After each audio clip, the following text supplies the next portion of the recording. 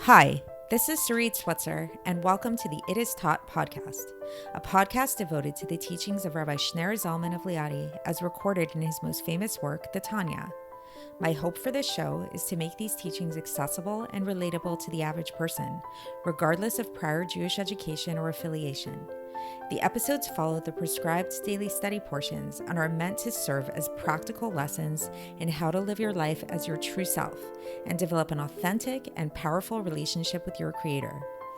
I have personally experienced the effects the study of this work has had on me, and I'm excited to share what I can of this knowledge with you. So please join me on this journey of learning, self-growth, and connection with your source.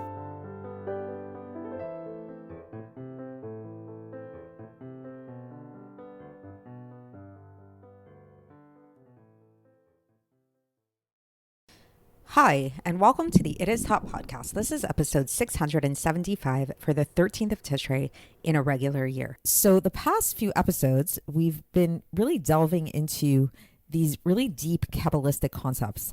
We studied in depth the Epistle 20 of Iggeres HaKodesh, which is known to be one of the most difficult epistles, the most difficult sections of the Tanya, and we did it together, so congratulations to all of you. And today, the Alter Rebbe gives us a little bit of a gift in the sense that today's episode is going to be a lot more down to earth, a lot more straightforward, and a lot less Kabbalistic, and a pretty apropos message for the day after Yom Kippur. The message of today's Tanya is a message that we've seen already many times throughout the Tanya, especially this section of Iggeres HaKodesh, namely the importance of giving tzedaka, a reminder to giving tzedaka. It really is, tzedaka is like the most essential mitzvah. It's called the mitzvah, as we learned. And specifically today, what we're going to focus on is the virtue of alacrity. Alacrity in all things. Alacrity is just a good trait to have in general, to not be like a sluggish kind of person, but actually just to get up and go, seize the day, as people say. But specifically in regards to giving tzedaka, this is where the trait of alacrity, where the Alter Rebbe really wants us to really channel this this virtue of alacrity towards. And for context, the Alter Rebbe actually wrote this epistle for his Chassidim. And the purpose of this epistle was actually to serve as a reminder to those people who had pledged to give money to the Holy Land, to this fund that they had put together for the land of Israel. And everybody pledged a certain amount that they were going to give. And so the Alter Rebbe's message in this section today is that rather than, like, now we're at the start of a very new, fresh new year, right? And in the time leading up to this, I believe, I'm not exactly sure when this took place, but I think maybe in Elul, maybe it was like during the holidays. This is when the pledges were made, when people actually made these pledges for the funding of the Holy Land, and they said they're going to pledge X amount of money during the course of the year. And the message of today's Tanya is that the Alter Rebbe is saying, okay, so you made these pledges. So it's one thing to make a pledge, right? And it's another thing to fulfill the pledge, right? Like that famous thing in Seinfeld. It's one thing to make a reservation. It's another thing to hold and keep the reservation. So they all made pledges. Very nice. And so what the Alter Rebbe's message of today is that rather than waiting until the very end of the year to get to like the end of the year, towards the end of the year, and be like, oh, wow, I got to fulfill my pledge. I got to do my pledge. He wants his Chassidim to fulfill the pledge with alacrity, to get on it right away. Not to procrastinate, not to just wait around, but to actually just get started with giving these pledges with alacrity, to give tzedakah with alacrity. And that virtue of alacrity, the Alter Rebbe is going to show us, we actually learn from Avraham Avinu, from our forefather Avraham, in this story of his sacrificing Isaac. Because traditionally, the way that story is taught and the virtue of that story and what comes out from that story, usually what we all remember, is the fact that Avraham really sacrificed his own nature, his own love for his son, and he did God's will in spite of it. So it was a form of self-sacrifice, especially when you know on a more Kabbalistic level that Avraham was the epitome of chesed, and going and bringing his son Avraham to as a sacrifice. That's like the opposite of chesed, right? That's not a very like nurturing kind of thing to do to your child. So it was really, really going against his nature. But what the Alter Rebbe will point out to us today is that in fact this isn't what made that Akedat Yitzchak, the binding of Isaac, so powerful, because we see numerous examples throughout Jewish history of other people, other sages, other Jews who also were self-sacrificial, who also gave their own lives or did something really that put their own life aspirations on hold, like they were willing to sacrifice their own life aspirations for the sake of God. So what made Abraham's story so special? Why do we remember this binding of Isaac? What is so special about it? And the Alter Rebbe will teach us that it's because of the alacrity that Avram had, that the way that the story is described in the Bible is not just like, oh, this is what happened, that like God told Abraham, you have to take your son and whatever, and then that Abraham like kind of reluctantly did it. He wasn't reluctant at all. He actually woke up early in the morning. He rushed to harness the horses and really just to get going, and he really rushed to do this. So that was the trait of alacrity, and that's what made this story so memorable and so profound. So let's get into the text and see how the Alter Rebbe breaks this down. So for context, we are beginning a new epistle today, finally, epistle 21 in Iggeres HaKodesh. And so the Alter Rebbe begins with a nice little greeting to his chassidim. He says that after greeting everybody with peace, for those who love God, so meaning he's greeting his chassidim in a loving way. And he says that he's specifically greeting those people who were generous, the generous amongst the nation, amongst the Jews, who volunteered to do the charity of God with God's holy land, with the land of Israel, by giving a certain amount every year to the land of Israel. So these people pledged a certain amount every year to the land of Israel. May it be rebuilt and established speedily in our days.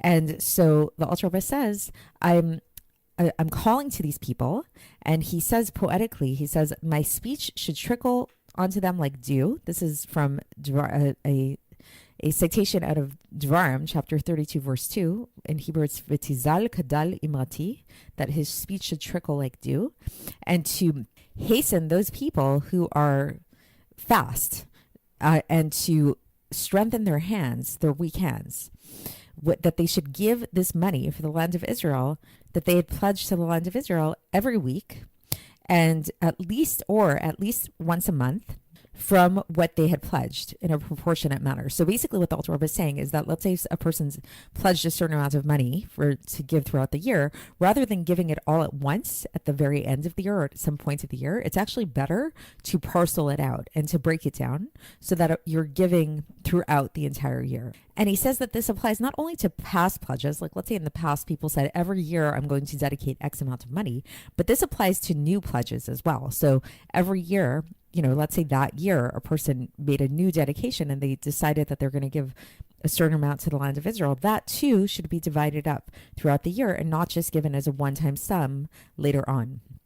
And so then the Alter Rebbe elaborates on this, and he says that this is because, as everybody knows, the virtue of alacrity is very great when it comes to all the mitzvahs.